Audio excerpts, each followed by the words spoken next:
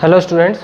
तो 8th class में हमने फर्स्ट एक्सरसाइज को फिनिश कर लिया था, जो आपका चैप्टर था एक्सपोनेंट। अब हम सीधे सेकंड एक्सरसाइज की तरफ बढ़ेंगे, जिसमें कि आपका एक टॉपिक है नंबर्स इन स्टैंडर्ड फॉर्म। ये आपके सामने लिखा हुआ है, ठीक है। तो नंबर्स को स्टैंडर्ड फॉर्म में लिखना है। तो स्टैंडर्ड फॉर्म कैसी होती है, तो आप देखेंगे इन number is written as m into 10 to the power n form, यानी इस फॉर्म में। अब यहाँ n और n की जगह क्या हो सकता है मैं आपको बताऊंगा। अगर इस फॉर्म में कोई नंबर लिखा हुआ है तो आप बोलेंगे ये स्टैंडर्ड फॉर्म में लिखा हुआ है, ठीक है। Is said to be standard form if m is a decimal number. m आपका क्या होगा, यहाँ पर डेसिमल नंबर होगा, ठीक है। और इसकी जो वैल्यू वेरी करेगी सच दैट, इसकी जो वैल्यू वेरी करेगी m ग्रेटर देन 1 और इक्वल 1 और आपका लेस देन 10, यानी कि 1 से बड़ा और 10 से छोटा होगा। m की वैल्यू इस टाइप से आपकी वेरी करनी चाहिए। इसके बाद n आपका जो है n is either A positive number और ए नेगेटिव इंटीजर, ठीक है ना। पॉजिटिव और नेगेटिव इंटीजर हो सकता है आपका यहाँ पर n, ठीक है। तो चलिए कैसे करते हैं क्वेश्चंस को। तो सबसे पहले मैं सीधे एक्सरसाइज पे आऊँगा, आपकी एक्सरसाइज 2b। एक्सरसाइज 2b, सीधे एक्सरसाइज पे क्वेश्चन करते हैं। तो इसमें फर्स्ट क्वेश्चन है आपका, देखिए ये आपका लार्ज नंबर्स को कन्वर्ट करना है आपको स्टैंडर्ड फॉर्म में, स्टैंडर्ड फॉर्म में। किसको? लार्ज नंबर्स को, ठीक है। तो यहाँ पर फर्स्ट क्वेश्चन में लिखा है, देखिए right each of the following number in standard form. तो मैं यहाँ लिखता हूँ फर्स्ट क्वेश्चन में सीधा राइट इन स्टैंडर्ड फॉर्म,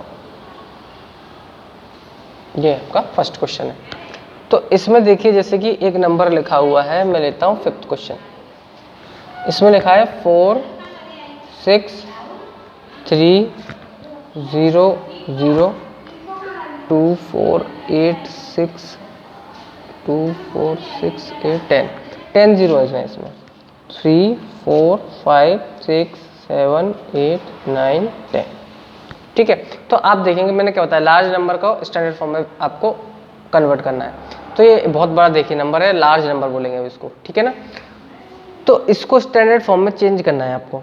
तो करना क्या है, आपको ये फॉर्म बनानी है, देखिए m into 10 to the power n। अब आपको पता है 10 टू द पावर n का मीनिंग क्या है, 10 पर एक्सपोनेंट लग रहा है या पावर लग रहा है, और इसका मीनिंग क्या है कि 10 का मल्टीप्लाई उन जितनी पावर होगी उतने ही टाइम्स आप कर देंगे। तो आप एक बात बताइए यहाँ पर कितने जीरो है, 1 2 3 4 5 6 7 8 9 10, यानी 10 जीरो है। इसका मतलब ये जो नंबर है आपका एक्चुअली 4 6 3, इसमें 10 का मल्टीप्लाई किया होगा। 2 3 4 5 6 7 8 9 10, ये देखिए ये इस टाइप से 10 टाइम्स मल्टीप्लाई इसके अंदर क्या होगा, तभी ये 4 6 3 10 टाइम्स जीरो आ गया। यही तो मीनिंग है इन जीरोस का, ठीक है ना। यानी इन सब का मल्टीप्लाई इसमें क्या करेंगे तो आपको मिलेगा ये। तो आप मुझे बताइए ये जो आपको लिखा हुआ है 10 टाइम्स 10 लिखा हुआ है, क्या मैं इसको एक्सपोनेंट की फॉर्म में इस टाइप से नहीं लिख सकता, 10 टू द पावर 10। भाई 10 टू द पावर 10 का मीनिंग क्या है, मैंने आपको बताया एक्सपोनेंट में कि 10 को 10 टाइम्स मल्टीप्लाई में आपको लिखना है। तो इसकी जगह तो आपने लिख दिया ये। तो देखिए ये फॉर्म तो बन गई 10 टू द पावर n वाली, ठीक है। अब बात आती है 4 6 3 की। अब इसको कैसे कन्वर्ट करेंगे, तो देखिए यहाँ पर 4 6 3, देखिए ये m की वैल्यू है एक्चुअली। देखिए 10 टू द पावर n तो ये हो गया, अब इनटू आ गया इनटू, और m की जगह एक्चुअली क्या है आपका 4 6 3, लेकिन m की वैल्यू आपको बता चुका हूँ, m की वैल्यू डेसिमल नंबर होगी और 1 से बड़ी होगी और 10 से छोटी होगी। लेकिन आप ये देखेंगे 10 से बड़ी वैल्यू आ रही है, ठीक है ना।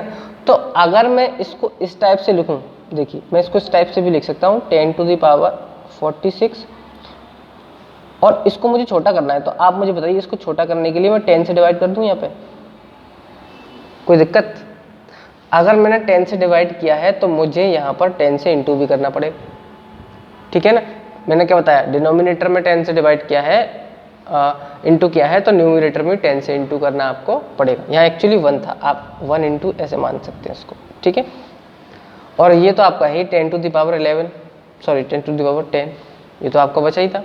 आपने किया 10 से इंटू इधर कर दिया, 10 से इंटू ऊपर कर दिया, न्यूमरेटर और डिनोमिनेटर में आपने दोनों में 10 से इंटू कर दिया।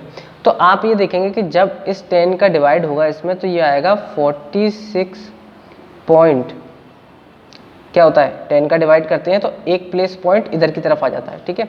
तो ये हो गया आपका 46.3, और ये 10 का तो डिवाइड हो गया इनटू, अब देखिए ये 10 और है, ये 10 और है, तो इस पर 10 पे पावर 1 होगी नहीं होगी? किसी भी नंबर अगर कोई लिखा है उस पर कोई पावर नहीं है तो आप 1 मान लेते हैं, एज्यूम कर लेते हैं। तो आप ये देखेंगे कि ये और ये दोनों ऐड हो जाएंगे और 10 की पावर हो जाएगी 10 की पावर 1 प्लस 10 की पावर 1 प्लस सॉरी 10 की पावर 10 प्लस 1 या 1 प्लस 10, आप कुछ ही बोल सकते हैं। आप बोलेंगे सर ये कैसे कर दिया आपने? तो मैंने आपको प्रॉपर्टी पढ़ाई थी कि a to the power m plus a to the power n is equal to होता है a to the power m plus n।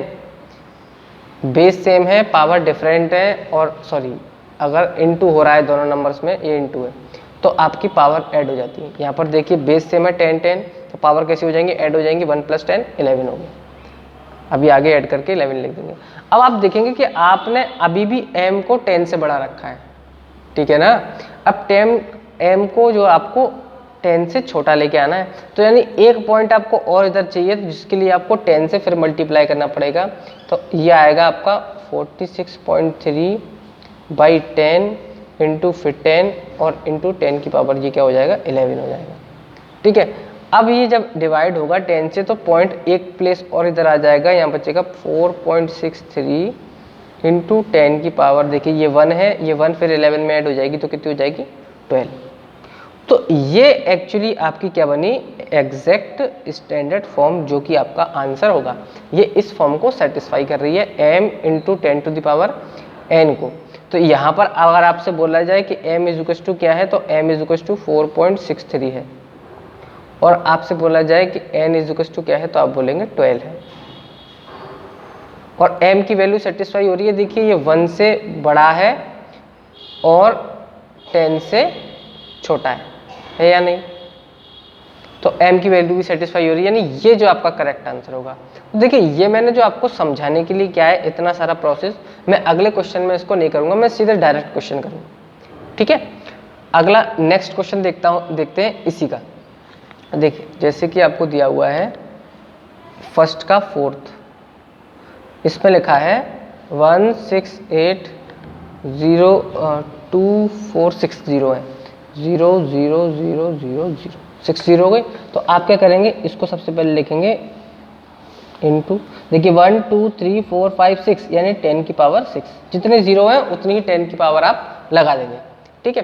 अब आपको पता है 168 क्या है, 10 से बड़ा है, हमको उसको 10 से छोटा बनाना है, यानी पॉइंट आपका यहाँ आना चाहिए, 1.6 समथिंग हमको करना पड़ेगा।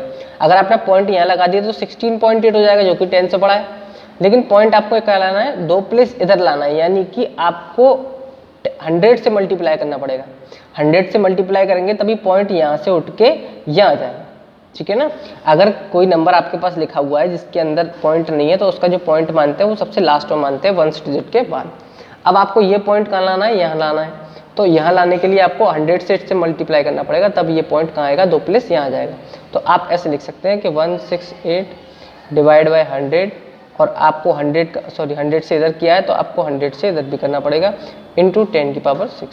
ये हो गया आपका, 100 से डिवाइड देंगे तो 1.68।